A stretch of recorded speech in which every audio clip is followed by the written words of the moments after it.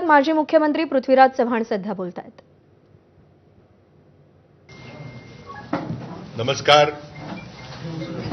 आज तुमचा बराच गडबडीचा दिवस आहे। आणखीन एक प्रेस कॉन्फरन्स आहे, तुम्हाला जाणीव आहे। वेळेचे जरा मागे पुढे झाल्याबद्दल थोडेसे दिलगिरी व्यक्त करतो। या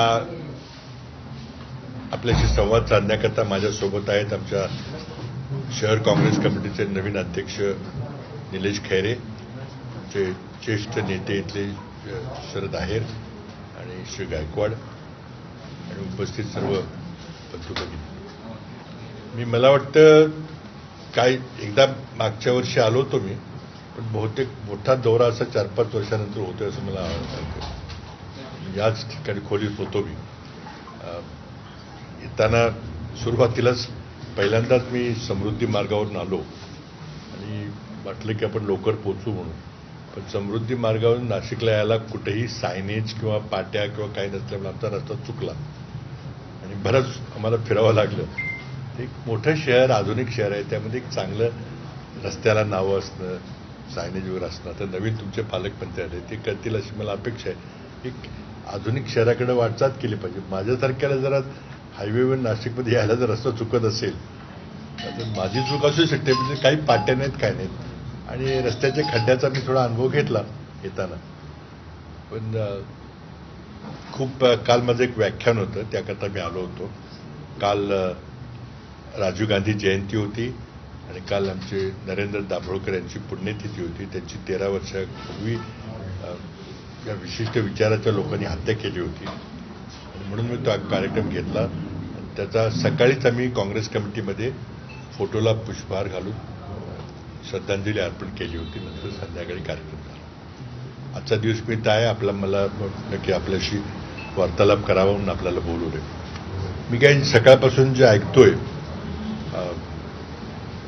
धक्कादायक आहे सगळं ते, त्यामुळे मी थोडेसे नाशिकच्या आणि राज्याच्या प्रश्नावर पहिल्यांदा बोलणार आहे। मग 1-2 राष्ट्रीय प्रश्नाबद्दल बोलणार आहे, नंतर आपण बोलू शकता। सगळ्यात जो ज्वलंत प्रश्न जो मला आढळला, लोकांनी जो तक्रार केली, आणि मी आणखीनही सांगू इच्छितो, कालच आमच्या शहर काँग्रेस कमिटीने निलेश खैरे यांच्या अध्यक्षतेखाली नवीन अभियान सुरू केलं, हक्काचं शहर, हक्काचं नाशिक। ते अभियान थोडं वेगळं आहे की ते काँग्रेसचं अभियान असं नाही आहे। आम्ही ते पीपल्स मुवमेंट, जन आंदोलन म्हणून करतो आणि सर्व NGOजना आम्ही त्यात घेऊन आपण सगळ्यांनी मिळून नाशिककरता आपण प्रयत्न करू, असं काही अशा स्वरूपाचं ते आंदोलन आहे। त्याच्यावर स्वरूप पुढं जायचं, पण त्याचं काल मी उद्घाटन केलं आणि जी काही परिस्थिती चाललेली आहे त्याबद्दल त्या एका माध्यमातून आम्ही पब्लिक अवेअरनेस कॅम्पेन सुरू करणार आहोत। काल तो कार्यक्रम झाला। सगळ्यात धक्कादायक जी बाब आहे, मला आता विश्वास बसला की आम्ही बऱ्याच वेळेला राष्ट्रीय पातळीवर बोलतो की जे युवकांचं आंदोलन झालं त्यामुळे काही क्रांतिकारक आंदोलन होतं, त्यामध्ये काही शंका नाही आहे। जे प्रस्थापित राजकीय पक्षांना शक्य झालं नाही ते त्या युवकांच्या आंदोलनांनी करून दाखवलं आणि सरकारला एका मंत्र्याचा राजीनामा द्यावा लागला। पहिल्यांदाच 12 वर्षामध्ये मोदी सरकारच्या मंत्र्यांनी जबाबदारी स्वीकारून, त्यांनी स्वीकारली नाही पण त्यांना जबाबदारी घ्यावी लागली आणि राजीनामा दिले। शेतकरी आंदोलनामध्ये सरकारला माघार घ्यावी लागली होती, पण त्यात 700 लोक मृत्युमुखी पडली होती। वर्षभर ते आंदोलन चाललं होतं, पण युवकांचं आंदोलन अगदी वेगळं होतं।